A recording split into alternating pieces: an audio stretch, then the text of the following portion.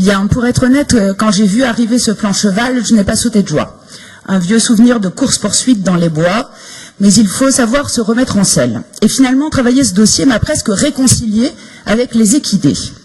Saviez-vous par exemple que le cheval apparaît dès l'Éocène, il y a 60 millions d'années? Il mesure alors 20 cm et s'appelle Hyracotherium. L'homme, à cette époque, est encore couvert de poils et vit dans les arbres. Il va donc falloir attendre encore quelques années. Mais depuis, nous nous sommes bien rattrapés et le cheval fait partie intégrante de l'histoire de nos sociétés.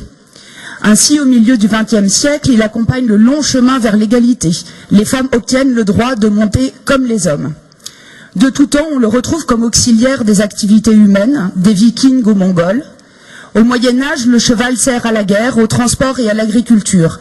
Et c'est à cette époque qu'on commence à sélectionner les chargeurs, coursiers ou destriers. Sans le cheval, pas de labour, pas de service postal, pas de mobilité. Et si les Romains en ont fait leur complice honteux des jeux du cirque, dès les Grecs anciens, Xénophon, philosophe et chef militaire, expliquait que pour l'entretenir et s'en occuper, je cite, « il ne faut pas l'ennuyer ». Comme quoi la question du bien-être animal n'est pas un souci nouveau, ni une lubie d'écolo-bobo.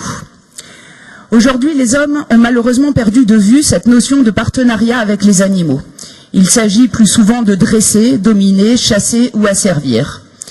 Pourtant, pour reprendre l'exemple du cheval, il rend de nombreux services, des personnes en situation de handicap ou de précarité aux bébés cavaliers.